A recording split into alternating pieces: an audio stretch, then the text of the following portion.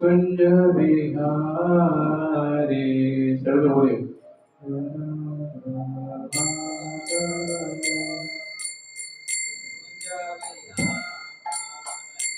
जय राधा माधव कुंज बिहारी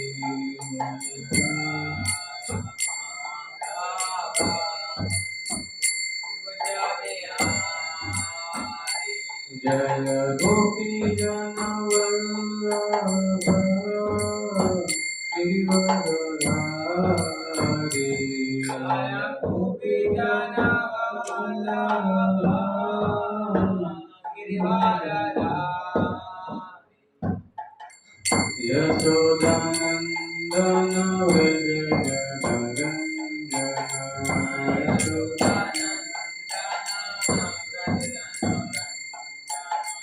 यमुना तीरावनचारी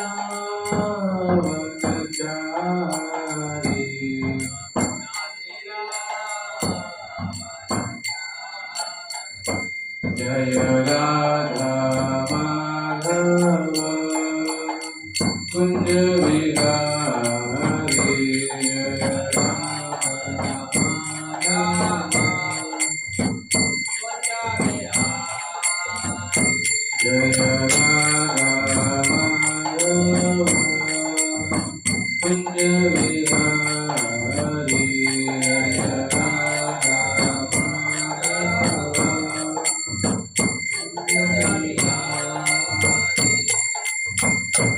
हरे कृष्णा कृष्णा कृष्णा हरे हरे हरे राम राम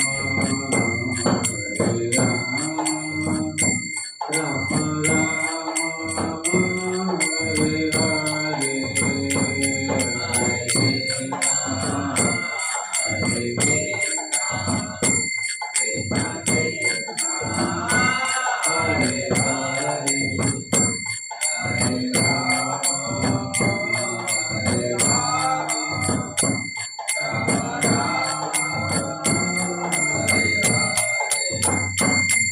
हरे कृष्णा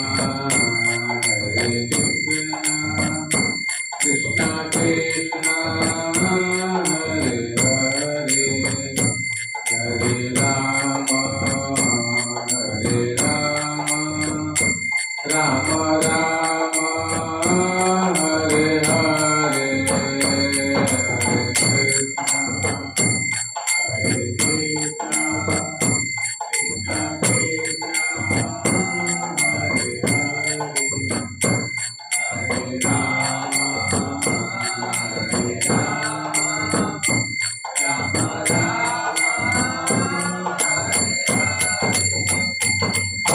कृष्णा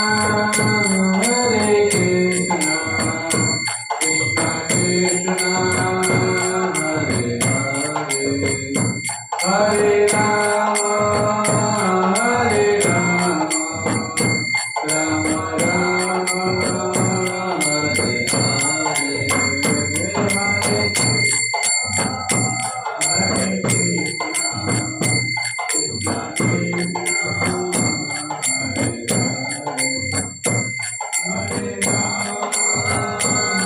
हरे हरे हरे राम राम राम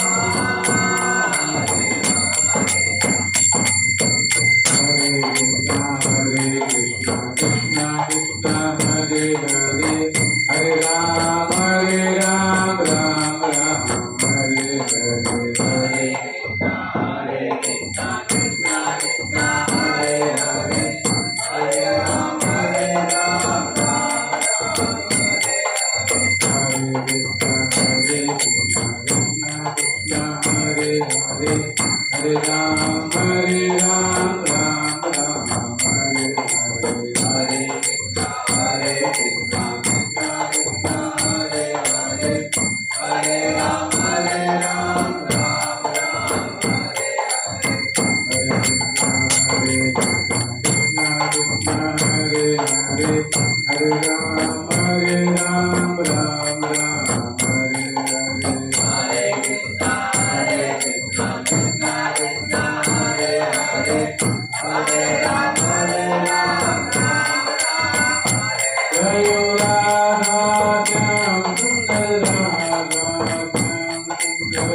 राधा श्याम सुंदर राधे जय राधा श्याम सुंदर राधा श्याम सुंदर राधा श्याम सुंदर राधे जगन्नाथ बलदेव जय सुभद्रा जगन्नाथ जय जगन्नाथ बलदेव जय सुभद्रा जय गौरनिताय जय गौरनिताय गौरनिताय जय गौरनिताय जय गौरनिताय जय गौरनिताय जय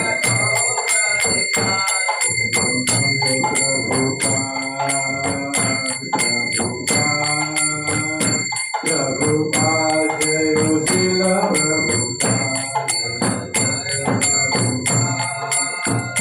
प्रभुपाद प्रभुपाद जय शिल प्रभुपाद हरिनाम संकीर्तन की जगत गुरु प्रभुपाद की जय गोल पे सबके हाथ में भगवत गीता है प्रभु जी को दीजिए नया प्रभु जी आप हिंदी पढ़ते हैं गुजराती में प्रभु जी के गुजराती में देखकर ये गीता तो ये ध्यान लगा दीजिए नहीं रिकॉर्डिंग में सामने देखिए क्यों वे ध्यान बैठ जाओ आगे आ जाओ नोट्स बुक में दे सकते हैं पेन भी दे सकते हैं उसको चाहिए पीछे नोट्स पेन नहीं करके हरे कृष्णा मृदंग यहाँ रख दीजिए मेरे भैया सभी लोग बोलेंगे मंगलाचरण एक नंबर इसके ऊपर हाँ मेरे ऊपर सभी लोग मंगलाचरण बोलेंगे अब पेज नंबर 1 में लिखा होगा प्रभु जी को दीजिएगा मेरे पीछे बोलेंगे भूमिका है सब लोग देखिए पेज नंबर 1 पे है ना ये सब लोग निकाल दीजिए भूमिका में हाँ मेरे पीछे बोलेंगे ओम अज्ञान तिमिरान्धस्य ज्ञानाञ्जनशलाकया चक्षुरुन्मिलितं येन तस्मै श्रीगुरुवे नमः श्रीचैतन्यमनोभीष्टं स्थापितं येन भूतले स्वयं रूपं कदा मह्यं ददाति स्वपदान्तिकं वन्देऽहं श्रीगुरो श्रीयुतपदकमलं श्रीगुरून् वैष्णवांश्च श्रीरूपं साग्रजातं सहगणरघुनाथान्वितं तं सजीवं साद्वैतं सावधूतं परिजनसहितं कृष्णचैतन्यदेवं श्रीराधाकृष्णपादान् सहगणललिता श्रीविशाखाविष्टांश्च हे कृष्ण करुणा सिंधु दीनबंधु जगत्पते गोपेश गोपिका कांत राधा कांत नमस्तुते सप्त कांचन गौरांगी राधे वृंदावनेश्वरी वृषभानुसुते देवी प्रणमामि हरिप्रिये वाञ्छाकल्पतरुभ्यश्च कृपासिन्धुभ्यैव च पतितानां पावनेभ्यो वैष्णवेभ्यो नमो नमः श्री कृष्ण चैतन्य प्रभु नित्यानंद श्री अद्वैत गदाधर श्रीवासादि गौर भक्तवृंद हरे कृष्णा कृष्णा कृष्णा हरे हरे हरे राम राम राम हरे हरे। हरे कृष्णा। सभी का भगवद गीता को क्लास में स्वागत है। प्रभु जी ने क्या नाम है पूजा का? धवल। प्रभु जी के एक बार आध्यात्मिक अपने जैसे परंपरा में स्वागत करते हैं सबका, एक बार हरे कृष्णा नाम बोल के स्वागत करेंगे। हरे कृष्णा कृष्णा कृष्णा हरे हरे, हरे राम राम हरे हरे। भगवद गीता अध्याय 2 और श्लोक संख्या 11 निकाल लीजिए लोग।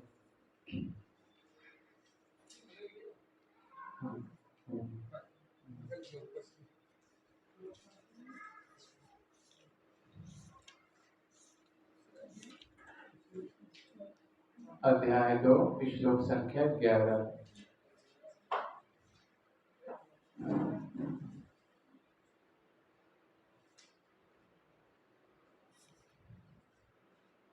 अभी हम लोग सब लोग थोड़ा साथ में श्लोक पढ़ेंगे।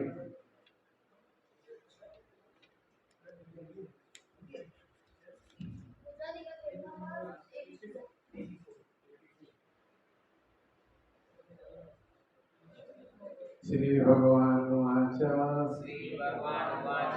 असुच्यज्ञानसुस्वस्त्वं प्रज्ञावादांस भाषसे गतासुचं नानुशोचन्ति पंडिता। से बोलिए। श्री भगवान वाच असुच्यज्ञानसुस्वस्त्वं प्रज्ञावादांस भाषसे गतासुचं नानुशोचन्ति पंडिता। फिर पीछे बोलेंगे सब लोग। श्री भगवान ने कहा तुम पांडित्यपूर्ण वचन कहते हुए उनके लिए शोक कर रहे हो जो शोक करने योग्य नहीं है। जो विद्वान होते हैं वे न तो जीवित के लिए न ही मृत के लिए शोक करते हैं। तो हमने पिछले जो कक्षा हुई थी क्लास में, इसमें टॉपिक बनाया था हमने दूसरे अध्याय में। तो हमने 7 से लेकर 10 तक पढ़ा था हमने। अर्जुन कृष्ण के शरण ग्रहण करते हैं। जब शरण ग्रहण कर लेते हैं तो भगवान गुरु का पद स्वीकार करते हैं और अर्जुन शिष्य का। फिर भगवान बोलते हैं अर्जुन को कि तुम पांडित्यपूर्ण वचन कर रहे हो किसके लिए? जो शोक करना योग्य नहीं है ना। डायरेक्ट शरीर और आत्मा के जो अंतर है उसके बारे में बता रहे हैं भगवान। क्योंकि जो विद्वान होते हैं ना तो जीवित के लिए और न ही मृत के लिए शोक करते हैं। तो हमने इसका उदाहरण भी दिया था पिछले क्लास में आप लोगों को कि कोई जब व्यक्ति का मृत्यु हो जाता है तो उसमें से जब आत्मा निकल जाता है ना, क्योंकि शरीर यहीं पड़ा रहता है। शरीर है ना, लोग बोलते हैं चला गया, क्या चला गया उसमें से? आत्मा चला गया है ना। आत्मा जब तक है शरीर हमारा कार्य कर रहा है ना। जो ही आत्मा निकल जाता है शरीर कार्य करना बंद कर देता है। तो भगवान बता रहे हैं तुरंत कि तुम विद्वान हो है ना, तो आत्मा के लिए शोक मत करो। क्योंकि आत्मा को न तो जलाया सकता है न मारा सकता है। नैनम छिंदन्ति संसारी नैनम दहति पावक। अग्नि के द्वारा न जलाया सकता है, न पानी के द्वारा भिगो सकता है, न वायु के द्वारा सुखा सकता है। अभी आगे श्लोक में आएगा है ना। फिर हम आज चर्चा करने वाले हैं 11 से 13 में अनावश्यक विलाप न करें। सभी व्यक्तियों का शाश्वत अशिष्ट है और शरीर परिवर्तन प्राकृतिक है। तो आज जो चर्चा होने वाली है कि हम जो शरीर है इसके लिए कभी भी विलाप न करें, क्योंकि एक बताया गया है यहाँ पे कि शाश्वत है आत्मा, है ना। क्योंकि सच्चित आनंद, आत्मा किसे बना है? सच्चित आनंद से, है ना। और क्या बताया गया है? शरीर परिवर्तन प्राकृतिक है। जो शरीर है हमारा, हर योनि में क्या हो रहा है? परिवर्तन हो रहा है। अलग अलग योनियों में परिवर्तन हो रहा है ना। तो ये सबसे बड़ी जानना जरूरी है। इसके तात्पर्य में पढ़ेंगे थोड़ा। भगवान ने तत्काल गुरु का पद संभाला और अपने शिष्य को अप्रत्यक्ष मुक्त कर डांटा। उन्होंने कहा, तुम विद्वान की तरह बातें करते हो, किंतु तुम यह नहीं जानते कि जो विद्वान होता है, अर्थात जो यह जानता है कि शरीर तथा आत्मा क्या है, वह किसी अवस्था में शरीर के लिए, चाहे वह जीवित हो या मृत, सुख नहीं करता। ये भगवान स्पष्ट रूप से अर्जुन को बता रहे हैं ना। अगले अध्याय में यह स्पष्ट हो जाएगा कि ज्ञान का अर्थ पदार्थ तथा आत्मा, इन दोनों के नियमों को जानना है। तो मनुष्य जीवन मिला है तो हमें जानना पड़ेगा, है ना। ये आत्मा क्या है, पदार्थ क्या है। ये में जो पीछे दीवार है इसमें कौन सी चीज लगा है बताइए। कोई भी चीज है प्राकृतिक चीज, पंच तत्व किससे बना है? हाँ, पृथ्वी, जल, अग्नि, वायु, आकाश, है ना। पंच महाभूत है ना। इसमें अगर मिट्टी होता है, जैसे दीवार है, घर बना है तो मिट्टी होता है ना। मिट्टी का ईंट बनता है, जैसे पानी मिलाते हैं, है ना। और उसी से क्या होता है? घर तैयार होता है। लेकिन वास्तविक जो स्रोत है क्या क्या इसमें है? मिट्टी है, पानी है ना। अग्नि पे तो जलाया जाता है, ईंट को पकाया जाता है ना। इस पंच महाभूत से ही सारा चीज हो रहा है संसार में, जो भी चीज हो रही है ना। और क्या बताया जा रहा है यहाँ पे कि आत्मा और पदार्थ और आत्मा, इन दोनों के नियमों को जानना है। आज देखिए वैज्ञानिक रोबोट भी बना रहा है, लेकिन इसमें आत्मा नहीं डाल सकता है ना। कोई ना कोई ऑपरेटिंग करने के लिए चाहिए। कार ही बना रहे हैं, कार चलाने वाला आदमी चाहिए उसे, है ना, ड्राइवर चाहिए, है ना। कोई ना कोई रॉकेट बनाते हैं, फिर साइंटिस्ट उसको क्या करते हैं, बैठे बैठे उसको देखभाल करते रहते हैं ना। एक आदमी उसके पीछे है नियंत्रक, है ना। इतना से भगवान ने शरीर बनाया है, इसमें भी आत्मा है ना, तो हमारी गाड़ी चल रही है। लेकिन जो पदार्थ है वो वैज्ञानिक कितना भी अपने प्रयोगशाला कुछ भी कर, लेकिन एक मच्छर भी बना नहीं सकता, है ना। क्यों? क्योंकि आत्मा ही भगवान का शाश्वत है ना।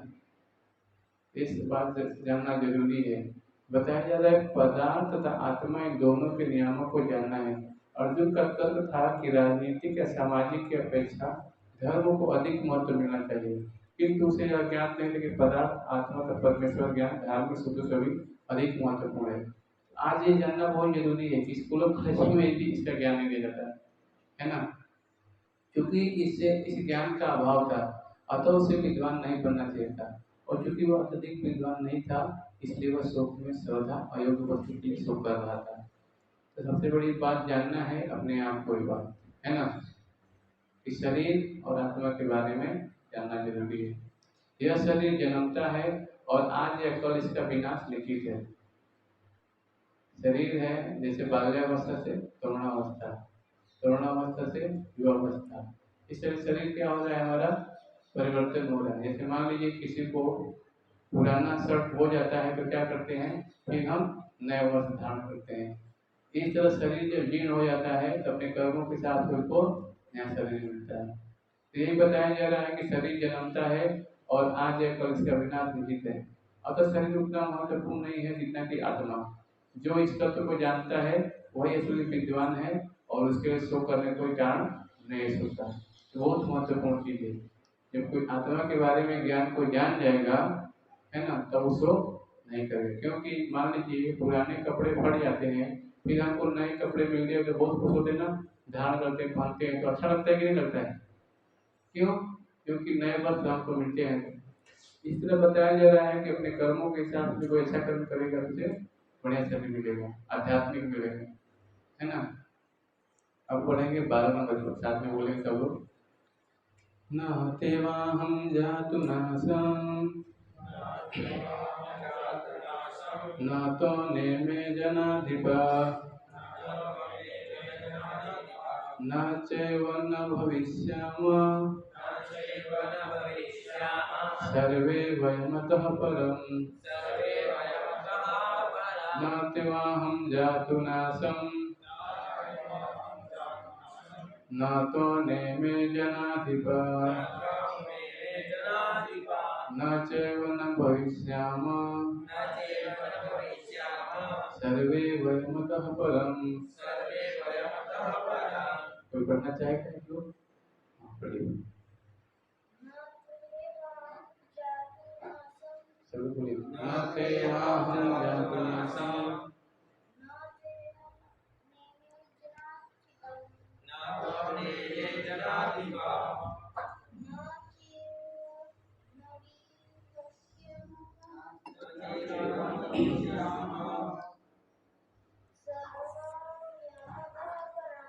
सर्वे वयमतः परम्।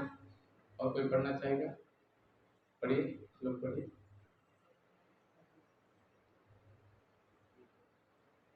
बारह नंबर श्लोक है।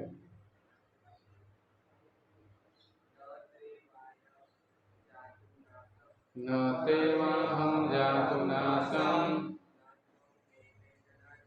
न त्वनेमे जनाधिपा न चैव भविष्यामः सर्वे वयमतः परम्। पढ़िए। न तेवाहं जातु नासं न त्वनेमे जनाधिपा न चैव न भविष्यामः सर्वे वयमतः परम्। हाँ मेरे श्लोक बोलेंगे पीछे। न नहीं तो लेकिन एवं निश्चय ही अहम मैं जातु किसी काल में न नहीं आसन था न नहीं तुम न नहीं इमे ये सब जनाधिप राजागण न कभी नहीं च भी एव निश्चय ही न नहीं भविष्यामः रहेंगे सर्वे वयम हम सब अतः परम इससे आगे। मेरे पीछे बोलेंगे। ऐसा कभी नहीं हुआ है कि मैं न रहा हूँ या तुम न रहे हो अथवा ये समस्त राजा न रहे हो और न ऐसा है कि भविष्य में हम लोग नहीं रहेंगे। तो यहाँ पे बताया जा रहा है अनावश्यक विलाप न करें और सही वृत्ति को शाश्वत 13 तक है। 12 और 13 जो श्लोक है इसमें शरीर परिवर्तन के बारे में प्राकृतिक जो है उसके बारे में चर्चा हो रही है। यहाँ पे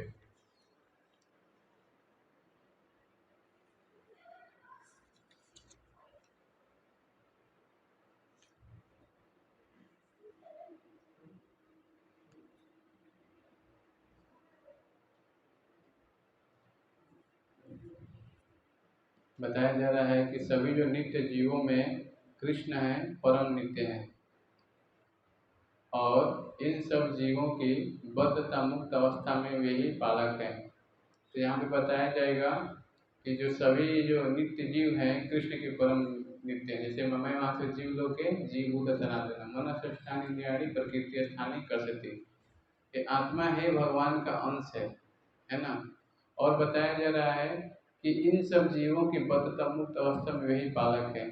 तो बताया जा रहा है अर्जुन तर्क का हो सकता है यद्यपि आत्मा शाश्वत है लेकिन शरीर से संबंधित है अतः शरीर स्नेह का पात्र बन जाता है अतः उस शरीर से जुड़े हुए रिश्तेदार भी प्रिय बन जाते हैं इसलिए जब उनका शरीर नष्ट होता है तो शोक होगा। ये जो चर्चा हो रही है ऐसा कभी नहीं हुआ है, यानी न तेवाहम जातु नासम, ऐसा कभी नहीं कि मैं परमात्मा न रहा हूँ। तो भगवान सबके हृदय में परमात्मा के रूप में क्या है, विराजमान है। कैसे?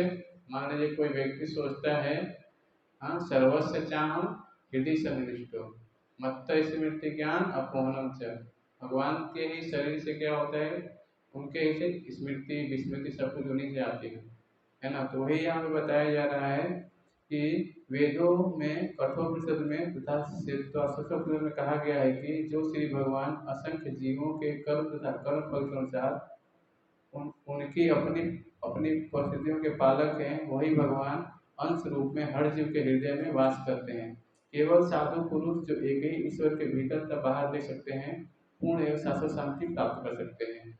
यहाँ बताया जा रहा है कि आत्मा है, आपके अंदर भी वही है आत्मा है, मेरे अंदर भी वही आत्मा है, वृक्ष के अंदर भी वही आत्मा है, सारे जो जीव हैं सब में वही आत्मा है, लेकिन अपने कर्मों के हिसाब से अलग अलग क्या हो रहा है, उनका शरीर मिलता है ना।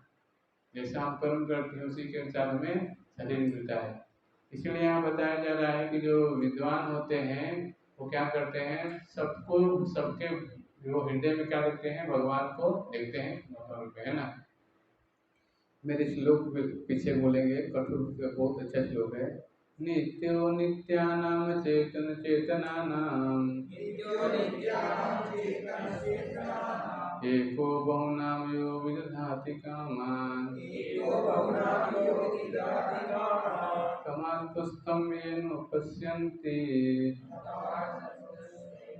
धीरस्तेषां शान्तिरशाश्वती नेतरसाम्।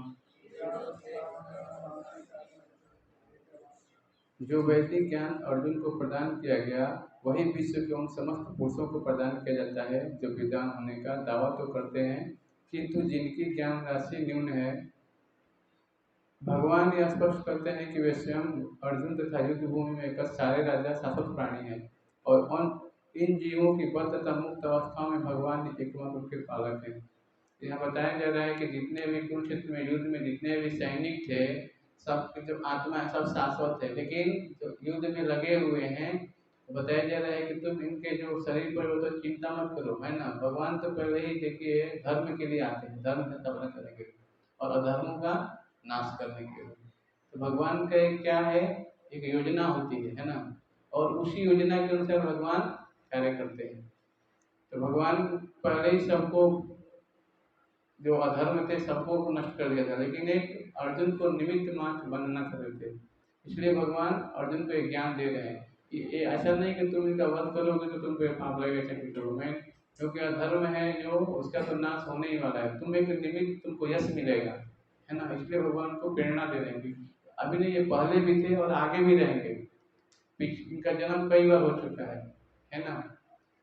और क्या बता रहे हैं, भगवान परम पुरुष हैं तथा भगवान का चिर संगी अर्जुन वहाँ एक पर एक सारे राजागण शाश्वत पुरुष है।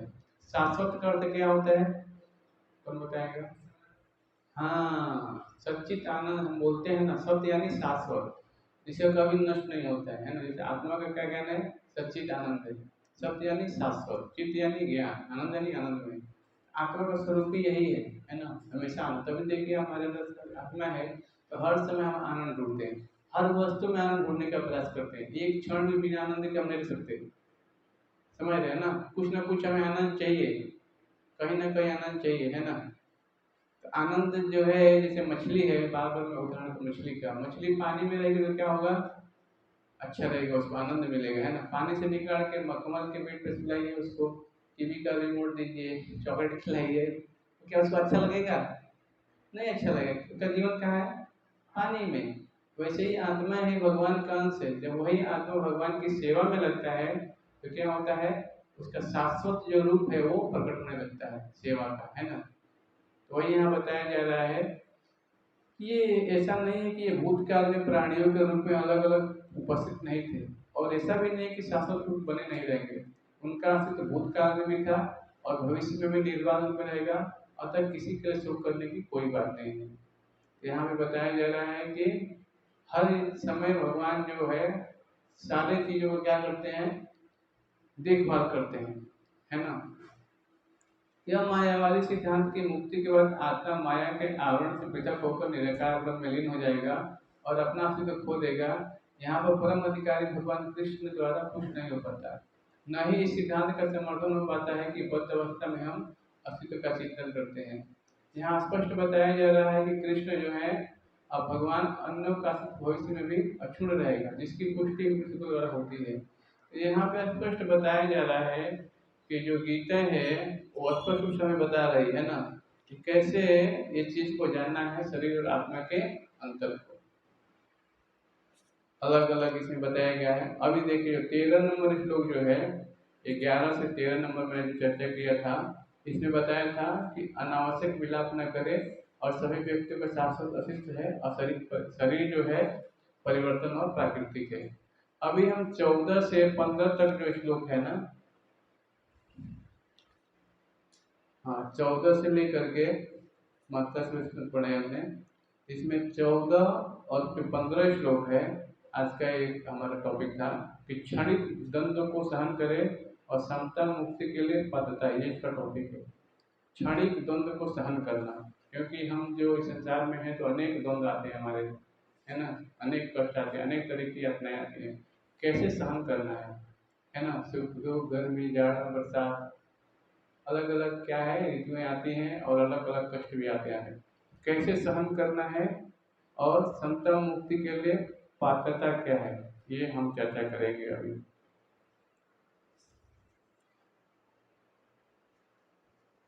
अभी हम पहले 13 नंबर श्लोक पढ़ेंगे, बहुत महत्वपूर्ण श्लोक है 13 नंबर, मेरे पीछे बोलेंगे। देहिनोऽस्मिन् यथा देहे कौमारं यौवनं जरा तथा देहान्तरप्राप्ति धीरस्तन्न मुह्यते। मेरे पीछे बोलेंगे, पीछे मैं एक बार बोलूंगा तो 3 बार बोलिएगा, ठीक है। अब सही से बोलना है, ठीक है, स्पष्ट रूप धीरे धीरे बोलना है, एक समान, कोई ऊंचा आवाज नहीं कोई नीचा आवाज नहीं, ठीक है, एकदम बढ़िया से बोलना है। देहिनोऽस्मिन् तथा देहे कौमारं यौवनं जरा तथा देहान्तरप्राप्ते धीरस्तत्र न मुह्यते। देहिनोऽस्मिन् तथा देहे, 3 बार बोलिएगा। देहिनोऽस्मिन् तथा देहे, देहिनोऽस्मिन् तथा देहे, देहिनोऽस्मिन् तथा देहे कौमारं यौवनं जरा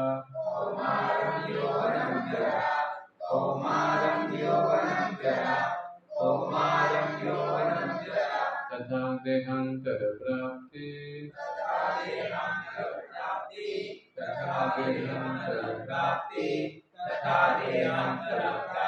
धीरस्तत्र न मुह्यते।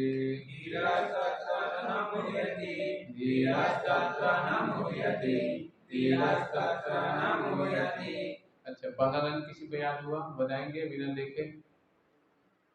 हाँ, याद हुआ आपको? कोई बताएगा? हाँ, बढ़िया, किससे बोलेंगे, सब ध्यान पूर्वक सुनिए पहले, है ना। देहिनोऽस्मिन् यथा देहे, और बोलिए 3 बार। देहिनोऽस्मिन् तथा देहे, देहिनोऽस्मिन् यथा देहे, देहिनोऽस्मिन्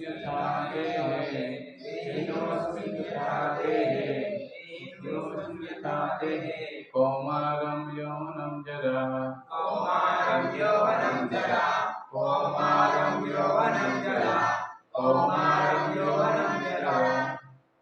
तथा देहान्तरप्राप्ति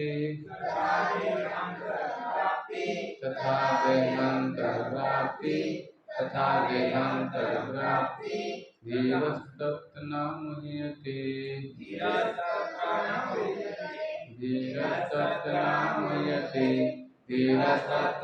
मुह्यते। अभी मेरे पीछे बोलेंगे। देहिनः शरीरधारी की, अस्मिन् इसमें, तथा जिस प्रकार, देहे शरीर में कौमारम बाल्यावस्था, यौनम यौवन तरुण, जरा वृद्धावस्था तथा उसी प्रकार देहांतर शरीर के स्थानांतरण की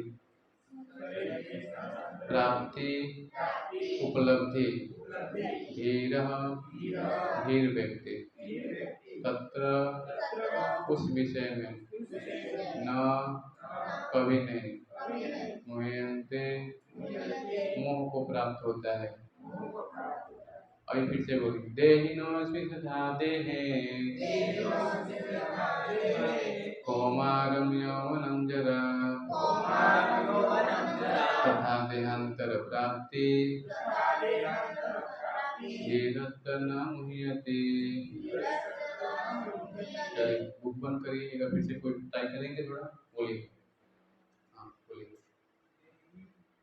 देहिनो इसमें यथा देहे, यहाँ कौमारम यौनम जरा। देखिए सबसे पहले क्या करना है ना, जो मैंने वर्ड टू वर्ड मीनिंग पढ़ा ना, एक बार बोलना है देहिनो इसमें यथा देहे, फिर 3 बार बोलना है, घर पे जाकर अभ्यास करना है ना, तो हमें याद होगा।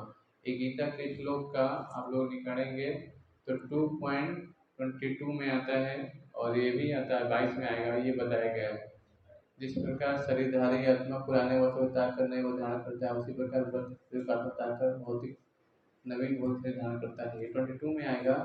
लेकिन ये भी हमें समझना पड़ेगा कि कैसे आत्मा का, यहाँ पे देखिए देहांतर होता है, बाल्यावस्था से पूर्णावस्था दिख रहा है ना, आत्मा वही है लेकिन शरीर का हमेशा परिवर्तन हो रहा है ना। तो यहाँ बताया जा रहा है प्रत्येक जीव एक व्यष्टि आत्मा है और वह प्रतिक्षण अपना शरीर बदलता रहता है, कभी बालक के रूप में, कभी युवा और कभी वृद्ध पुरुष के रूप में, तो भी आत्मा वही रहता है। देखिए हम बालक थे, कैसे हमारा शरीर हमेशा बाल्यावस्था से तरुणावस्था में आ रहा है ना, लेकिन क्या है आत्मा सेम वही है ना। और क्या बताया जा रहा है यहाँ पे, देहांतरण करता रहता है, कभी युवा रहता है कभी वृद्ध पुरुष के रूप में, तो भी आत्मा वही रहता है, इसमें कोई परिवर्तन नहीं होता है। यह व्यष्टि आत्मा मृत्यु होने पर अंततः अथवा एक शरीर बदलकर दूसरा शरीर में देहांतरण कर जाता है, और चूंकि अगले जन्म में इसको शरीर मिलना अवश्यंभावी है, चाहे वह शरीर आध्यात्मिक हो या भौतिक। तो ये चीज, 2 चीज यहाँ पे महत्वपूर्ण है, एक होता है आध्यात्मिक और एक होता है भौतिक। तो हम इस संसार जो है इसको बोलते हैं भौतिक संसार, और भगवान का जो धाम है वो क्या है, आध्यात्मिक है ना। ये दोनों अंतर को समझना पड़ेगा, क्योंकि हम जो कार्य कर रहे हैं यहाँ पे ये आध्यात्मिक कार्य कर रहे हैं, न कि भौतिक, है ना। हाँ भगवत गीता पढ़ रहे हैं तो क्या है, आध्यात्मिक ज्ञान हमें प्राप्त करने के लिए यहाँ पे आए हैं ना। आध्यात्मिक ज्ञान प्राप्त करने के लिए सबसे पहले जानना पड़ेगा कि शरीर किससे बना है और आत्मा किससे बना है ना, दोनों चीज को जानना पड़ेगा। और वैकुंठ का अर्थ क्या होता है, जहाँ कुंठा नहीं है, और यहाँ पे क्या है, कुंठा है, एंजाइटी है ना, हर समय भय लगा रहता है लोग, आगे क्या होगा, आगे क्या होगा, अभी क्या होगा। नहीं, भौतिक संसार में क्या है, हर समय कुंठा है ना। अभी हम क्या है यहाँ पे सोचते रहते हैं ना, अभी जाएंगे तभी क्या होने वाला, अभी क्या होने वाला है, लेकिन आध्यात्मिक जगत में ऐसा नहीं है। सब जीव है, सब चीज आनंद में है वहाँ पे, है ना। तो मान लीजिए कोई आपका मित्र है, वो अमेरिका में रहता है, जब अमेरिका से आता से मिलता है, बोलता है यहाँ पे ये सुविधा है वो सुविधा है, तमाम तरीके के बताएगा आपको, है ना, पैसा ज़्यादा मिलेगा, डॉलर है, तो क्या होगा, सुनने में से क्या होगा, आपको आकर्षक हो जाए कि मेरे को वहाँ पे जाना चाहिए, है ना। केवल आप गए नहीं, केवल सुने, है ना। इसी प्रकार से अगर हम भगवान के धाम के बारे में, आध्यात्मिक क्रियाकलापों के बारे में सुनेंगे तो हमें भी वहाँ जाने की क्या होगी, इच्छा होगी। वहाँ पे जन्म नहीं होता है, मृत्यु नहीं होता है, बुढ़ापा नहीं होता है, और ऐसा शरीर नहीं होता है ना। हाँ तो क्या होगा, धीरे धीरे हमें आध्यात्मिक क्रियाकलाप को करने में आनंद आएगा, है ना। क्योंकि हम इस संसार में 4 समस्याएं मुख्य रूप से मेन है। कौन सी बताइए, कौन बताएगा, मुख्य समस्याएं क्या क्या है इस संसार में, बताइए। हाँ, जन्म मृत्यु जरा व्याधि, हम माता के गर्भ में बार बार जन्म लेते हैं, बार बार हमें कष्ट होता है ना, ये समस्या मुख्य है गीता के अनुसार। तो यहाँ बताया जा रहा है कि अंततोगत्वा एक शरीर बदलकर दूसरे शरीर में देहांतरण कर जाता है, और चूंकि अगले जन्म में कोई शरीर मिलना असंभावी है, चाहे वह शरीर आध्यात्मिक हो या भौतिक। अतः अर्जुन के लिए न तो भीष्म न ही द्रोण के लिए शोक करने का कोई कारण था, अभी तो उसे प्रसन्न होना चाहिए था कि अपने पुराने शरीर को बदल करके नए शरीर ग्रहण करेंगे और इस तरह उन्हें नई शक्ति प्राप्त होगी। तो भीष्म है, द्रोण है, उनके गुरु महाराज है कि गुरु के ऊपर बाण कैसे चलाएं, शोक हो रहा है ना अर्जुन को। अपने गुरु संबंधी जो है भीष्म है, द्रोण है, श्रेष्ठ है, जिन्होंने उनको पाला है, इसीलिए बताया जा रहा है कि आत्मा के बारे में भगवान ज्ञान दे रहे हैं ताकि क्या हो, उस चीजों को अर्जुन समझ करके बताया जा रहा है। उनको खुशी होना चाहिए कि उन्हें नया शरीर मिलेगा और नई शक्ति प्राप्त होगी।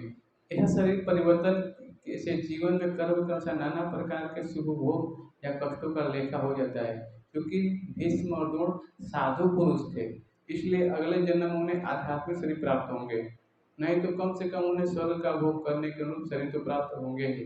अतः दोनों ही दिशाओं में शोक करने कोई कारण नहीं है। जिस मनुष्य की व्यष्टि आत्मा परमात्मा का भौतिक और आध्यात्मिक प्रकृति का पूर्ण ज्ञान होता है, वह धीर कहलाता है। तो धीर पुरुष की यहाँ परिभाषा दी जा रही है। धीर पुरुष कौन होता है? जिसे आत्मा के बारे में और भगवान परमात्मा के बारे में और भौतिक और आध्यात्मिक जगत क्या है, ये सब पूरा ज्ञान होता है, वो व्यक्ति धीर कहलाता है ना। ऐसा मनुष्य कभी भी शरीर परिवर्तन द्वारा ठगा नहीं जाता है। यानी जो एक बार जो भगवत गीता जैसे हम पढ़ेंगे तो हम किसी भी शरीर में चले जाएंगे, आत्मा के साथ ज्ञान रहेगा, ये कभी नष्ट होने वाला नहीं है। आत्मा में एकात्मवाद का मायावादी सिद्धांत मानने से, क्योंकि आत्मा के इस प्रकार विखंडन से परमेश्वर विखंडनीय या परिवर्तनशील हो जाएगा, जो परमात्मा के अपरिवर्तनीय होने के सिद्धांत के विरुद्ध होगा। गीता में इसकी पुष्टि की गई कि परमात्मा के खंडों का शाश्वत सनातन अस्तित्व है, इन्हें क्षण कहा जाता है, अर्थात उन्हें भौतिक प्रकृति में गिरने की प्रवृत्ति होती है। ये भिन्न अंश खंड नित्य भिन्न रहते हैं, यहाँ तक कि मुक्ति के बाद भी व्यष्टि आत्मा जैसे का तैसा भिन्न अंश बना रहता है, किंतु एक बार मुक्त होने पर वह श्री भगवान के साथ सच्चिदानंद रूप में रहता है। तो बताया गया है क्षर और अक्षर दो चीज होता है ना। जो यहाँ बताया जा रहा है कि भौतिक प्रकृति में गिरने की उसकी प्रवृत्ति होती है, क्षर है ना। जैसे बारिश होता है, आप लोग किसके पास खेती है, खेत है,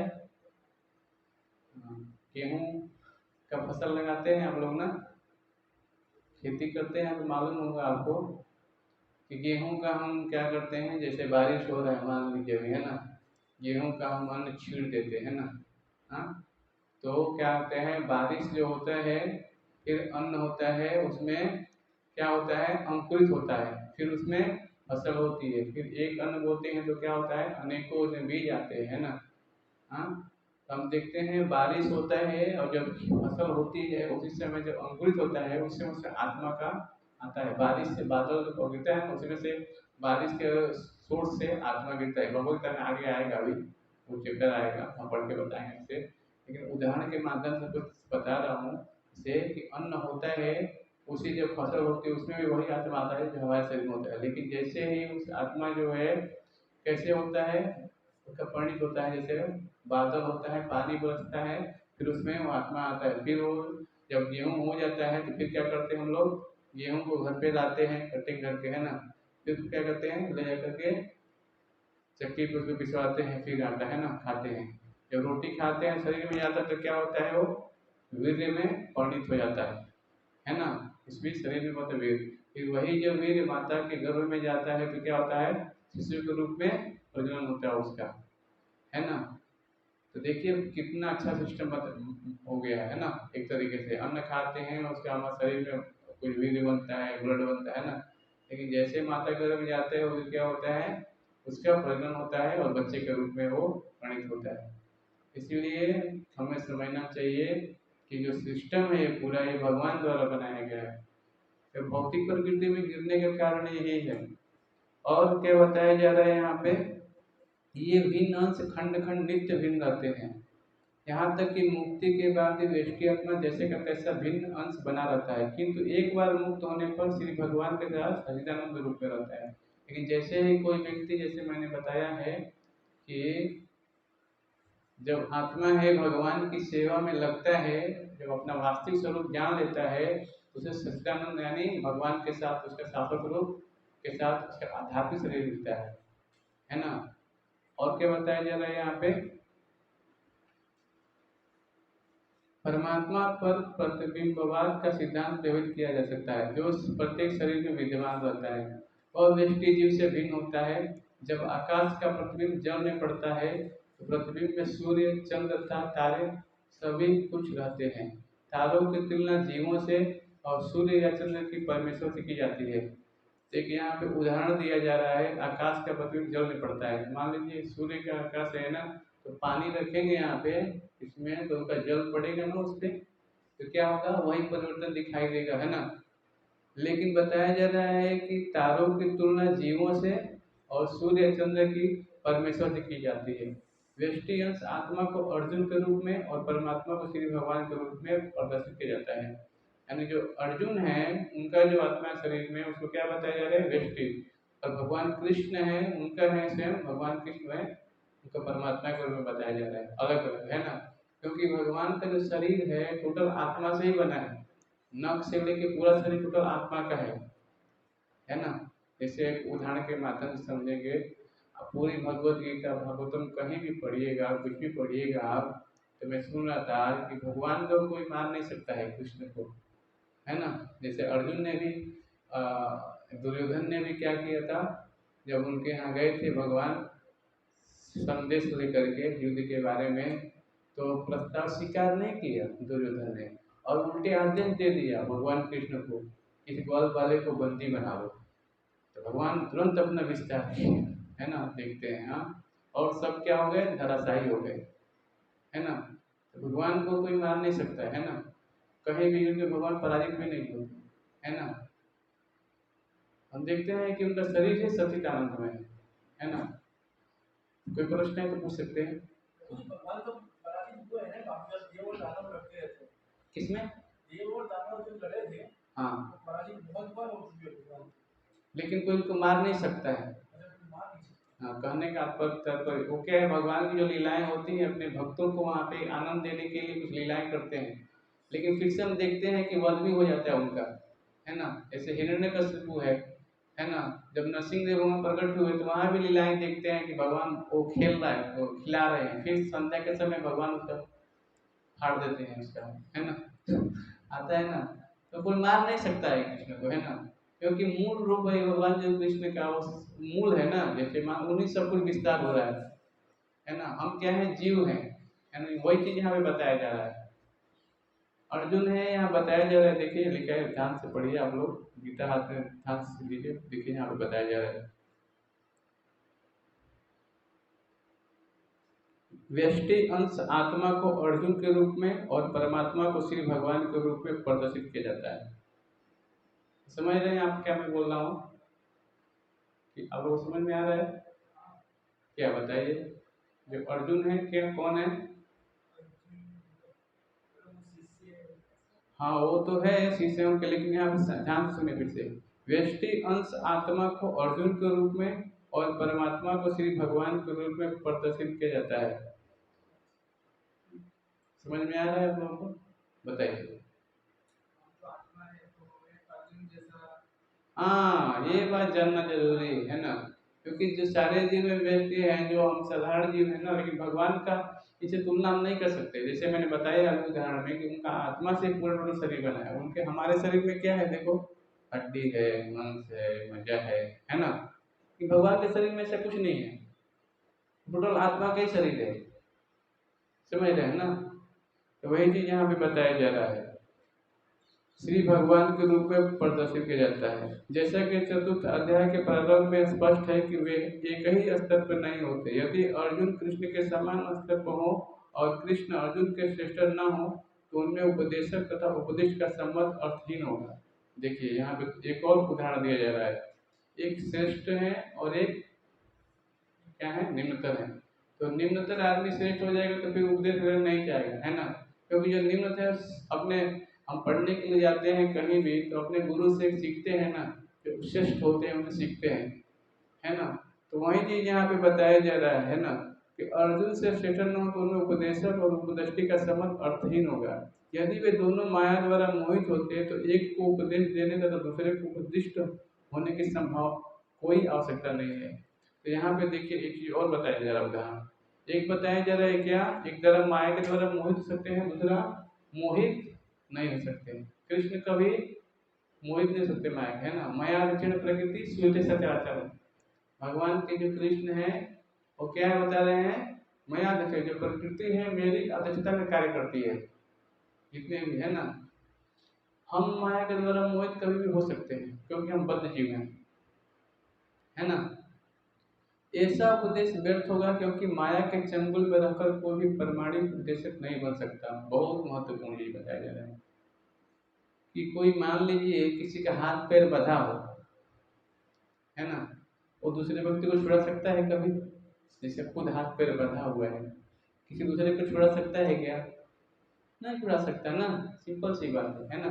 किसी का हाथ पैर बांध दिया जाए और बोले कि इनको खोल दीजिए, आप नहीं खोल सकते क्योंकि खुद ही मेरा हाथ पैर बंधा है। तो कोई भी उपदेशक है अगर माया के द्वारा बंधा हुआ है तो यहाँ पे प्रमाणिक उपदेशक नहीं बन सकता। ऐसी परिस्थितियों में यह मान ले सकता है कि भगवान कृष्ण परमेश्वर हैं जो पद में माया द्वारा अर्जुन रूपी जीव से श्रेष्ठ हैं। तो बताया जा रहा है भगवान क्या है, कृष्ण ही परमेश्वर है। हाँ, सच्चिदानंद विग्रह ईश्वर परम कृष्ण सच्चिदानंद विग्रह नादिरादि गोविंद सर्व कारण कारणम। ये कौन बोल रहा है? ब्रह्मा जी बोल रहे हैं, है ना। इसमें किसी का कोई प्रश्न है इसी श्लोक में? बहुत महत्वपूर्ण श्लोक है। हाँ पूछिए, कुछ लोग प्रश्न। ठीक है, तो अभी हम क्या करेंगे, एक श्लोक और लेंगे 14 नंबर का। 14 और 15 दो का आज हमारा टारगेट है। मेरे पीछे पहले दोनों श्लोक पढ़ लेंगे। 14 और 15 में मात्रा स्पर्श तु कौन्तेय शीतोष्ण सुख दुखदा आगाम पायनो नित्या तांतितिष्ठ भारत। मात्रा स्पर्श तु कौन्तेय शीतोष्ण सुख दुखदा आगाम पायनो नित्या तांतितिष्ठ भारत। मेरे पीछे बोलेंगे, मात्रा स्पर्शा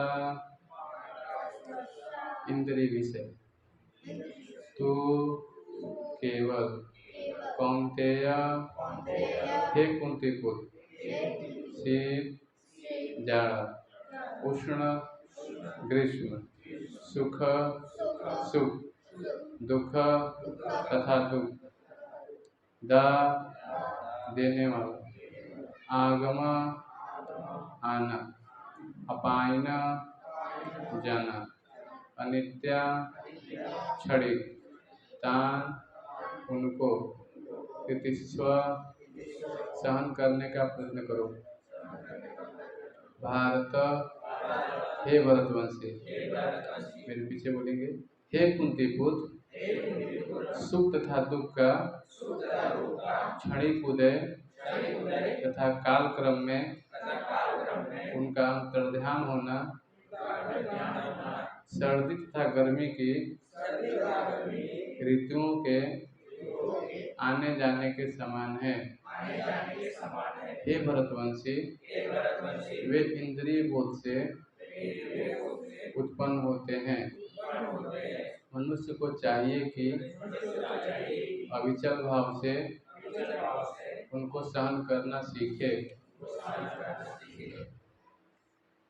तात्पर्य है, कर्तव्य निर्वाह करते हुए मनुष्य को सुख तथा दुख के क्षणिक आने जाने का सहन करने का अभ्यास करना चाहिए। देखिए, कोई भी हम कार्य करते हैं तो इसमें पहले सुख और दुख दोनों आएंगे, है ना, क्योंकि प्राकृतिक स्वभाव है ना यहाँ पे। बताया जा रहा है उदाहरण के माध्यम में कि वैदिक आधुनिकतानुसार मनुष्य को माह जनवरी माह में प्रातःकाल स्नान करना चाहिए।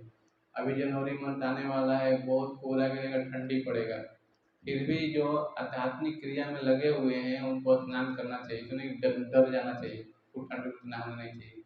हमारे यहाँ 4:30 बजे मंगल आरती होती है, तो फिर भी हम उठते हैं, नहाते हैं, फिर मंदिर में आते हैं, भगवान का दर्शन करते हैं। तो ये तो रहेगा रहेगा, है ना। ठंडी कभी रुकने वाली नहीं है, क्योंकि ये जनवरी माह का महीना जो होता है ये तो ऋतुएं आती जाती रहेंगी। फिर भी हम कष्ट उठा करके नहा करके भगवान को प्रसन्नता के लिए मंदिर में आते हैं, है ना। तो ये तो हमें क्या करना पड़ेगा, दोनों कार्य करना ही पड़ेगा।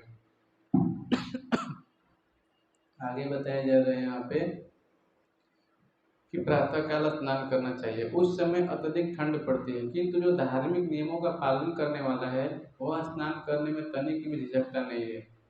जो हम लोग आध्यात्मिक जीवन का पालन कर रहे हैं तो हमको लगेगा कि हम नहीं नहाना चाहिए, लेकिन झिझकता नहीं है, क्योंकि मालूम है कि नहाएंगे नहीं तो तमोगुण में रहेंगे, फिर हम आध्यात्मिक क्रियाकलाप नहीं कर पाएंगे, है ना। इसी प्रकार एक गृहिणी भी होती है, भीषण से भीषण गर्मी की ऋतु में मई और जून महीने में भोजन पकाने में ही शक्ति नहीं है। अब वो देखते हैं कि माताएं होती हैं, बहुत गर्मी पड़ती है गाँव में, है ना, फिर भी माता जो होती है गर्म अग्नि जो होता है फिर भी खाना बनाती है ना, वो तो छोड़ती नहीं है, क्योंकि खाना बनाएंगे तभी तो खाएंगे ना। तो देखिए ठंडा पानी से नहाने के लिए भी हम नहीं जीतते, लेकिन माताएं जो होती हैं वो भी गर्मी पड़ता रहता है फिर भी खाना बैठ के बनाती है गर्मी के महीने में, वो भी झिझकती नहीं है, क्योंकि उसका कर्तव्य है, सुख दुख से रहेगा रहेगा मई जून में, है ना। फिर आगे क्या बताया जा रहा है, जलवायु संबंधी असुविधाएं होते हुए मनुष्य को अपना कर्तव्य निभाना होता है। जैसे बारिश ही हो रहा है, कई बार बारिश होगा, हम क्लास करने आएंगे, फिर भी जिसके आध्यात्मिक शिक्षा ज्ञान लेने की होगी वो तो आएगा आएगा, है ना। हाँ, आज ही देखिए मौसम ऐसा हो गया, है ना, लेकिन सौभाग्य कि हम लोग फिर भी आए हैं, है ना। तो क्या बताया जा रहा है यहाँ पे कि उसे विचलन नहीं होना चाहिए, जो हमारा कर्तव्य है वो निभाना ही चाहिए। इसी प्रकार युद्ध करना क्षत्रिय का धर्म है, अतः उसे अपने किसी मित्र या परिजन से भी युद्ध करना पड़े तो भी अपने धर्म से विचलित नहीं होना चाहिए। मनुष्य को ज्ञान प्राप्त करने के लिए धर्म के विधि विधानों का पालन करते हुए, क्योंकि ज्ञान तथा भक्ति से ही मनुष्य अपने आप को माया के बंधन से छुड़ा सकता है। बहुत महत्वपूर्ण चीज है। हम क्या हैं, सभी 3 रस्सी है, एक सोने की, एक चांदी की, एक लोहे की। ठीक है, बताइए 3 रस्सी में से कौन सी रस्सी से बंधना चाहेंगे आप, बताइए, आप बताइए। 3 रस्सी है आपको दिया जा रहा है, एक सोने की रस्सी है, एक चांदी की, एक लोहे की। 3 रस्सी में कौन सी रस्सी से बंधेंगे आप? हाँ, आप बताइए, आप बताइए, आप बताइए। हाँ, ये प्रश्न होना चाहिए कि हम बंधे ही क्यों। 3 रस्सी है हमारे पास, लेकिन हमें एक चीज कैसा करना है कि हम बंधे क्यों, है ना। हाँ, ये प्रश्न होना चाहिए, हम बंधे क्यों।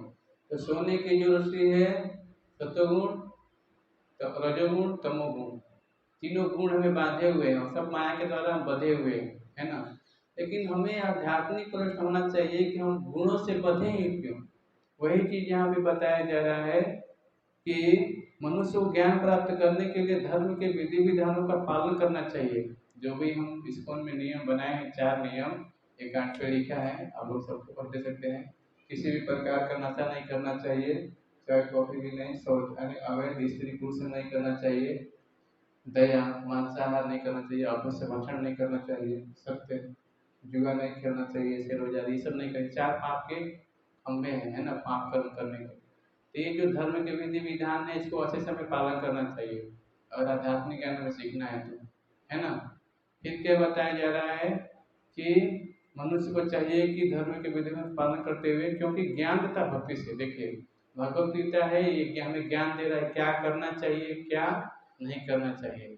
जब आप ये ज्ञान प्राप्त कर लेंगे तो क्या होगा, और भक्ति करेंगे तो मनुष्य अपने आप को माया के बंधन से छुड़ा सकता है, और दूसरा कोई मार्ग है ही नहीं संसार में, है ना। क्योंकि भगवत गीता केवल अर्जुन के लिए नहीं बोला जा रहा है, जितने भी यहाँ पे मनुष्य हैं, मनुष्य जाति में शरीर मिला है, ये सबके लिए बताया जा रहा है कि केवल अर्जुन तो एक मस्त माध्यम है, वो भगवान के भक्त है, और इस वो भी संसार में आए तो भगवान अपने भक्तों को एक माध्यम बना रहे हैं, उनको ज्ञान दे रहे हैं, है ना, ताकि सारा मानव जाति जो भी इस संसार में कष्ट झेल रहा है सबको निकलने का प्रयत्न करना है। गीता है कि सारे मानव जाति के लिए है, ऐसा नहीं केवल जो पंडित हैं या उनके लिए है। अर्जुन तो एक गृहस्थ है, सोचिए उसको ज्ञान दिया जा रहा है, उसका एक परिवार है, उसके भी बेटे हैं, वो भी घर में सब कुछ करता है। हाँ, ऐसा नहीं कि गीता केवल जो साधुओं के लिए नहीं, सारे मानव जाति के लिए गीता है। इसका उदाहरण है अर्जुन, है ना। तो गीता सीखना बहुत जरूरी है, क्योंकि इसको हम सीखेंगे तभी हम इस माया के बंधन से छूट सकते हैं। दूसरा कोई उपाय नहीं है, क्योंकि ज्ञान रहेगा तभी हम जान पाएंगे। और भक्ति भक्ति जो है ये सबसे टॉप मोस्ट लेवल है, ऊपर की सीढ़ी है, लेडर लेडर बोलते हैं ना, लेडर लेवल। ये भी आप लोगों को मैं बताता हूँ। 3 चीज़ है इसमें जानना बहुत जरूरी है। तो ये टॉप मोस्ट लेवल आता है, इसमें आता है बद्ध जीव, है ना। यहाँ पे हम हैं अभी बद्ध जीव संसार में, है ना, प्रकृति गुणों से बंधे हुए हैं। फिर लोग क्या करते हैं, कर्म योग, अलग अलग कर्म करते हैं लोग, लेकिन कर्म करने के साथ ये कृष्ण भावना भक्त कर्म होना चाहिए, तब हम क्या होंगे, बद्ध जीव से अगले सीढ़ी पे जाएंगे। फिर यहाँ पे ज्ञान योग, है ना, ज्ञान होना चाहिए, है ना, धीरे धीरे एक एक ऊपर उठना है। फिर अष्टांग योग, ये योगी लोग करते हैं अपना मन इंद्रियों को, लेकिन इससे भी ऊपर है भक्ति योग। अगर ये हम अभी हम पालन डायरेक्ट ये लेवल पे हम हैं, ये ज्ञान ले रहे हैं ना, टॉप मोस्ट लेवल है भक्ति, है ना। क्योंकि भक्ति जो है करने से सारे चीज, जैसे मान लीजिए वृक्ष है, वृक्ष के जड़ में पानी डालते हैं तो क्या होता है, सब कुछ हरा भरा हो जाता है। अलग अलग से पत्तों में पानी डालने की जरूरत ही नहीं है। इसीलिए क्या कर रहे हैं, डायरेक्ट हम भगवान कृष्ण की भक्ति कर रहे हैं। और किसके द्वारा, भगवत गीता, श्रीमद् भागवतम, ये ज्ञान प्राप्त करके। सबसे अभी ऊपर के, मान लीजिए कोई 100 मंजिले की बिल्डिंग है ना, और आपके बोला जा रहा है कि एक लिफ्ट का सीढ़ी से है ना, तो आप कौन से यूज करेंगे, सीढ़ी से। कितने टाइम में पहुंचेंगे, 100 मंजिले पे जाना है तो 2 घंटे में पहुंचेंगे। आप कितने घंटे में पहुंचना चाहेंगे, 2 रास्ते, एक यहाँ पे लिफ्ट लगा है और एक यहाँ पे सीढ़ी लगा है, तो क्या करेंगे आप, हाँ, डिपेंड करता है कहाँ पे जाना है और क्या करना है। अच्छा, मान लीजिए कि वहाँ पे कोई मेरा मोबाइल आप गए, आपका 100 मंजिला बिल्डिंग है, मोबाइल छूट गया है और फिर से मोबाइल लेने जाना है आपको। अगर टाइम आपके पास कमी है तो क्या करेंगे आप, क्या यूज करेंगे, हाँ, लिफ्ट यूज करेंगे, स्वाभाविक सी बात है। तो वैसे ही ये भक्ति है, डायरेक्ट हम क्या कर रहे हैं, डायरेक्ट ऊपर के लेवल का डायरेक्ट हम पालन कर रहे हैं भक्ति योग, है ना। कम समय है हमारे पास, कलयुग में क्या है, बहुत कम समय, मंद से मंद मत्यो भाग्य, आयु बहुत कम है। आज कौन कौन 100 वर्ष जी पाएगा बताइए, खान पान हवा पानी सब कुछ क्या हो रहा है, अच्छा है आज का देख रहे हैं सब कुछ क्या हो रहा है, धीरे धीरे बिगड़ रहा है माहौल। हमारे पास 100 वर्ष जीने के लिए भी शक्ति नहीं है। इसीलिए क्या करना है, भक्ति करके डायरेक्ट हमें भगवान को प्राप्त करना है ना। इसीलिए एक माध्यम है गीता। फिर आगे नंबर श्लोक पढ़ेंगे, थोड़ा एक और लास्ट है हमारा 15 नंबर श्लोक, आप लोग बोलिए मेरे पीछे। ये ही न बेवंते वेदेते पुरुषम पुरुष ऋषभ समदुःख सुख धीरम सो अमृतत्वाय कल्पते। हे पुरुष श्रेष्ठ, अर्जुन जो पुरुष सुख तथा दुख में विचलित नहीं होता और इन दोनों में संभाव रखता है, वह निश्चित रूप से मुक्ति के योग्य है।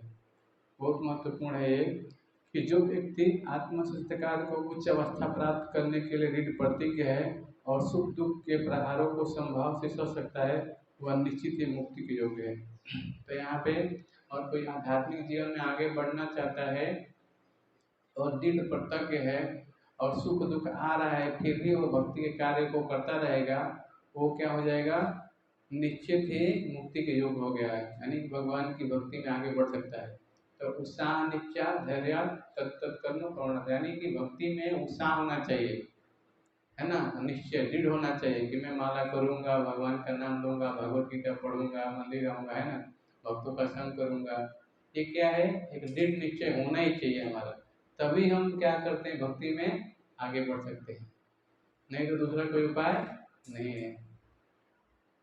वर्णाश्रम धर्म में चौथी अवस्था अर्थात संन्यास आश्रम कष्ट साध्य अवस्था है, किंतु जो अपने जीवन को सचमुच पूर्ण बनाना चाहता है वह समस्त कठिनाइयों को होते हुए संन्यास आश्रम ग्रहण अवश्य ग्रहण कर सकता है। ये कठिनाइयाँ पारिवारिक संबंध विच्छेद का करने, पत्नी और संतान से संबंध तोड़ने के कारण उत्पन्न होती है, क्योंकि यदि कोई कठिनाई को सह लेता है तो उसके आत्मशिक्षा का पथ निष्कंटक हो जाता है। हम देखते हैं कि अभी हम युवा अवस्था है, दो चीज है, एक तो फूल रखा है माँ ने गुलाब का, अगर बासी फूल हो जाएगा तो भगवान को अर्पित करेंगे तो कैसा लगेगा। हम क्या करते हैं, ताजे फूल लेके आते हैं और फिर भगवान को अर्पित करते हैं। उसी तरह से है हमारा जो युवा अवस्था है वो ताजे फूल के समान है। अभी हम भगवत गीता से सुन पा रहे हैं, कोई को पैर में दर्द नहीं हो रहा है, कमर में दर्द नहीं हो रहा है, बुढ़ापे होंगे तो कमर दर्द करेगा, मुंह से नाम नहीं निकलेगा, कान सुन नहीं पाएगा, आंखें देख नहीं पाएंगे, तो भक्ति करना कितना कष्ट मार करता है, तो सोचिए। हाँ, चटाई पे बैठते हैं तो कमर दर्द करना देने में चलो अच्छा है, थोड़ा किसी पे थोड़ा रिलैक्स पे सुनेंगे, है ना, किसी को नींद नहीं आएगा, इसीलिए हम व्यवस्था कर रहे हैं ना, ताकि सुनना महत्वपूर्ण है, कैसे बैठ के भगवान की कथा को सुनना है, क्योंकि हम सुनेंगे तभी हम अच्छे से कार्य कर पाएंगे, है ना। आप लोगों से निवेदन है कि क्लास को श्रवण ध्यान पूर्वक करना है और घर पे जा करके भी थोड़ा गीता खोल के दोहराना है, ताकि फिर से वो रिविजन हो जाए, फिर हम भूले नहीं, है ना। गीता के श्लोक पढ़ेंगे, 3-4 श्लोक पढ़ा है, सुबह उठ के एक ही श्लोक पढ़ लेंगे तो पूरा दिन क्या होगा, हमें माइंड में वो याद होता रहेगा, है ना। एक ही श्लोक पढ़ना है, फिर 3 बार बोलना है, फिर अगला श्लोक, फिर 3 बार, ऐसे बोलते रहेंगे तो क्या हो जाएगा, ये याद हो जाएगा। और आप किसी भी शरीर में चले जाइए फिर भी आपको ये आत्मा ज्ञान रहेगा। आप देखते हैं कई लोग होते हैं गीता के बोलते हैं मेरे सब श्लोक याद है, ऐसा लोग मिला, कई लोग आते हैं मंदिर में मिलते हैं, है ना, बोलते हैं क्यों, क्योंकि पिछले जन्म में उन्होंने कुछ कर्म किया है, अच्छा गीता पढ़ा है, तो आत्मा के साथ अभी तक ज्ञान है। देखिए एक बार बोलते झगड़ा के लोग चालू कर देते हैं, पढ़ना चालू कर देते हैं, यानी क्या हो, वो आत्मा के साथ वो ज्ञान है ना, वो कभी मिटता नहीं है, चाहे शरीर हमारा कभी परिवर्तन हो जाए, है ना। तो वही चीज़ यहाँ बताया जा रहा है कि अभी हम अगर आत्मसत्कार के पथ में आगे बढ़ना चाहते हैं अगर, तो अभी हम पूरा जो जवान है युवा अवस्था में इस समय भक्ति कर लेना चाहिए, क्योंकि बुढ़ापे में क्या होगा, सब कुछ कार्य करना बंद कर देगा। अर्जुन तो क्षत्रिय धर्म से निर्वाह में दिन सहने के लिए कहा जा रहा है, भले ही स्वजनों तथा अन्य प्रिय व्यक्तियों के साथ युद्ध करना कितना ही दुष्कर क्यों न हो, भगवान चैतन्य ने 24 वर्ष की अवस्था में स्नान ग्रहण कर लिया, यदि उन पर आश्रित उनकी तरुण पत्नी तथा वृद्धावस्था माँ की देखभाल करने वाला अन्य कोई न था, तो वो भी उच्च तर्क के लिए उन्होंने संन्यास ग्रहण किया और अपने कर्तव्य पालन में स्थिर बने रहे। भव बंधन से मुक्ति पाने का यही एकमात्र उपाय है। आप लोग मंदिर आते हैं तो वहाँ पे देखे होंगे सबसे लास्ट में उधर जाएंगे, श्री चैतन्य महाप्रभु कौन है, कृष्ण स्वरूप, फिर लिखा है नित्यानंद, है ना, वो कौन है, बलराम स्वरूप। लेकिन संत चैतन्य महाप्रभु जो है कृष्ण है, वो भक्ति रूप में है, और कैसे कृष्ण की भक्ति करना है वो हमें सिखला रहे हैं। इसलिए चैतन्य महाप्रभु 24 वर्ष में संन्यास ग्रहण कर लिया और पूरी कृष्ण भक्ति का प्रचार किया। हाँ, तभी हम आज पढ़ पा रहे हैं सब गीता उन्हीं के माध्यम से, है ना, और हरे कृष्ण महामंत्र का हम कर रहे हैं। तो चैतन्य महाप्रभु जो है ये पंच तत्व है, पंच तत्व, पंच तत्व है ना, पंच रूप। तो चैतन्य महाप्रभु है, ये नित्यानंद प्रभु है, सब कृष्ण है, और ये बलराम है, और ये महाविष्णु है, और ये गदाधर पंडित श्रीमती राधा रानी, और ये नारद मुनि। तो पंच तत्व है ये आए और कलयुग में क्या लाए, हरिनाम संकीर्तन, क्योंकि हम जंगल में जाकर तपस्या नहीं कर सकते, हम जहाँ भी वहीं है भगवान का नाम लेकर के वही जो फल प्राप्त कर सकते हैं, जो त्रेता युग में द्वापर युग में लोग बड़े बड़े यज्ञ करते थे, तपस्या करते थे, वही हम केवल इस कलयुग में भगवान का नाम लेकर के उसी को क्या कर सकते हैं, उसी अवस्था को प्राप्त कर सकते हैं। ये चैतन्य महाप्रभु का संकीर्तन आंदोलन है ना। तो अभी हम विराम करेंगे, किसी कोई प्रश्न हो तो आते समय क्लास में पूछ सकते हैं कि करके। हाँ, और कुछ है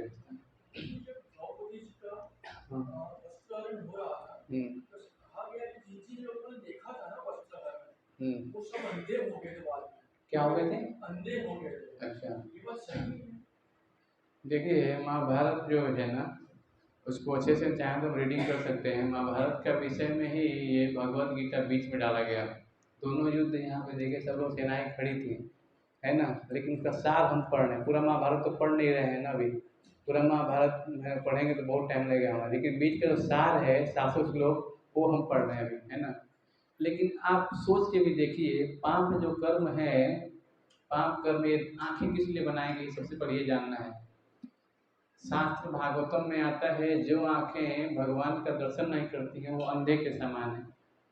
आंख बनाया गया है भगवान का दर्शन करने के लिए, लेकिन फिर भी लोग मंदिर आते हैं, कई बार तो आंखें बंद कर देते हैं। अरे भाई, भगवान को ड्रेसिंग किया जा रहा है, कपड़ा पहनाया जा रहा है, फूल लगाया जा रहा है, भगवान का दर्शन करने के लिए तो लगाया जा रहा है, आंखें खोल के देखना चाहिए ना। हाँ, लेकिन देखते हैं लोग आंखें बंद करके, तो वो शास्त्र का ज्ञान नहीं है। आप जो बोल रहे हैं वो सही बात है, कोई भी चीज़ पे हम गलत दृष्टि डालते हैं उसका प्रभाव हमारे चित्त पे पड़ता है। आप लोग कितने लोग भी देखे होंगे, कोई भी मोबाइल या मूवी कुछ भी हम गंदा एडल्ट चीज देख लेते हैं, तुरंत हमारे हृदय में छाप पड़ जाता है, वो कभी हटता नहीं है। जैसे ही आप भगवान का नाम लेंगे ना, वो डिस्क खुल जाएगा, ऑटोमेटिक आ जाएगा, कोई भी है ना, क्योंकि आप निकलने का प्रयास कर रहे हैं और आपका मन जो चित्त है वो चीज़ आपको क्या करेगा, बांधेगा।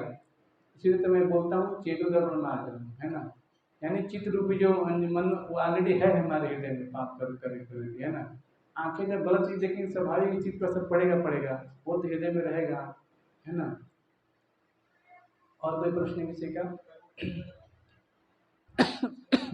मतलब वो ब्रह्म संहिता है, वो देखिए, मतलब बोली ब्रह्मा चेतन देखिए।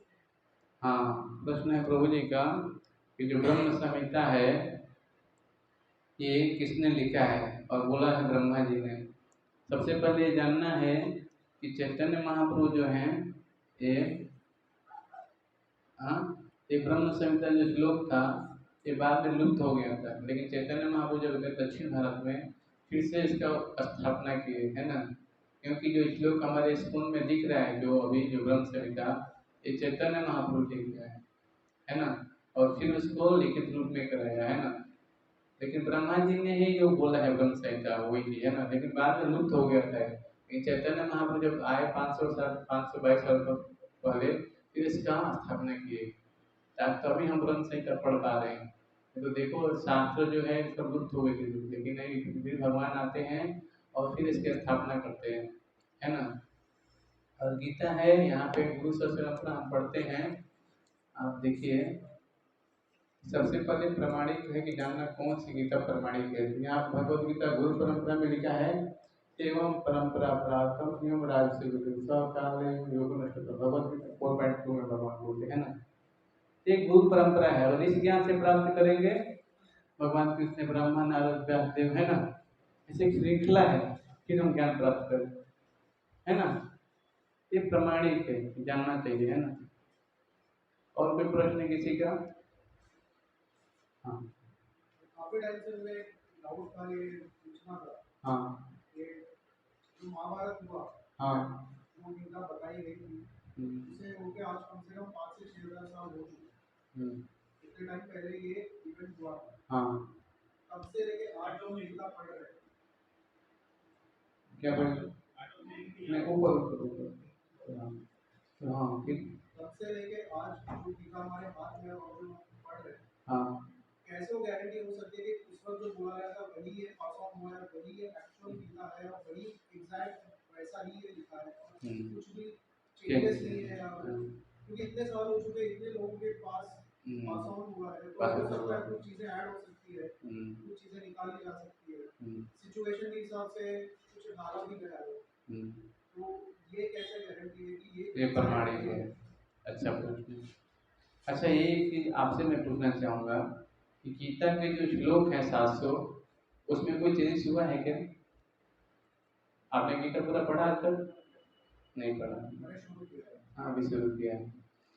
तो सबसे पहले ये जानना पड़ेगा कि परंपरा में जो बोलते हैं ना, कौन से 4 संप्रदाय प्रमाणिक है जिससे हम ज्ञान प्राप्त करते हैं। तो पारंपरिक जो संप्रदाय है वो भी जानना जरूरी है ना। 4 संप्रदाय प्रमाणिक है, कौन से बताइए आप? नहीं मालूम, आप बताइए। हाँ, ब्रह्म मध्य गौड़ी संप्रदाय जो ब्रह्मा ही से आता है। हाँ, श्री संप्रदाय लक्ष्मी से आता है, कुमार जो पुत्र हैं ब्रह्मा जी के 4 संप्रदाय से आता है। और उसी से अच्छा बताएगा, अच्छा बताएगा। तो 4 संप्रदाय प्रमाणिक है प्रभु जी। आप चारों संप्रदाय में कहीं भी जुड़ेंगे ना, तो केवल भगवान कृष्ण और विष्णु की भक्ति सिखाएगा, अन्य कुछ आपको बोला नहीं जाएगा, आपको कोई मिसगाइड नहीं किया जाएगा। और आज आप जो बोल रहे हैं ना, ये गीता के हजारों प्रकाशन हो गए हैं जो लोगों को भ्रमित कर रहे हैं, लेकिन ये गीता आपने हाथ में लिया है ना, यहाँ पे लिखा है यथारूप, यथारूप इंग्लिश में लिखा है as it is. Bhagavad Gita तेना मूल रूप है, जैसा है वैसा ही है। हम लोग कौन संप्रदाय से हैं? ब्रह्म मत गौड़ी संप्रदाय से हैं, है ना। जैसे यहाँ बताया जाए भगवान कृष्ण ब्रह्मा है ना, ब्रह्म मत गौड़ी से भगवान ब्रह्मा से नारद व्यास देव कुछ ऐसा गुरु परंपरा है। ये प्रश्न उठाया गया था बहुत साल पहले कि आप लोग परंपरा नहीं बोलते, इसीलिए भगवत गीता में आप लोग देखेंगे शुरू में तो यहाँ पे लिखा है, ध्यान पूर्वक देखिए, समर्पण किया गया है। किसको किया गया है? वेदांत दर्शन पर अद्भुत अति अद्भुत गोविंद भाष्य के प्रणेता श्री बलदेव विद्याभूषण को ये चैलेंज दिया गया था। आप जो प्रश्न कर रहे थे उसी चैलेंज का बोल रहे थे कि अगर आपका संप्रदाय प्रमाणिक है तो इसका कौन लेख के बताइए, है ना। तो गोविंद भाष्य है, स्वयं आप जाएंगे आप जयपुर में, है ना, जहाँ गोविंद जी का मंदिर है, वहाँ पे ये 4-3 संप्रदाय और थे, वो लोग चैलेंज किए थे अगर आपका टीका प्रमाणिक है तो बताइए।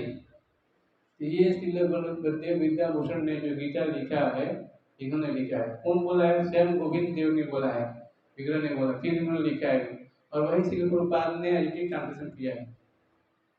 इसीलिए ये गीता पढ़ के देखिए आप कितने भी पढ़ेंगे आपको कभी भी चेंज नहीं होगा, कोई भी परिवर्तन नहीं होगा। क्यों नहीं होगा?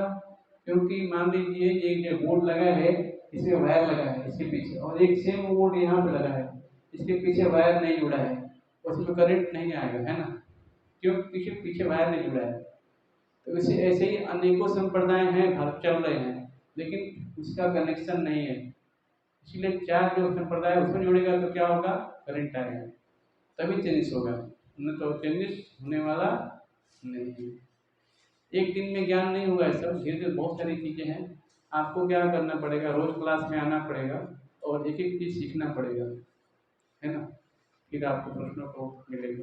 क्योंकि जितना आप पढ़ेंगे उतना ही आपको डाउट क्लियर होगा। वो पेज लाइए, सबको बांटिए, जो एक हमारा होमवर्क है, आज मैं प्रिंट आउट कराया हूँ। एक दीजिए मेरे हाथ में जरा ला के यहाँ पे, हाँ लाइए।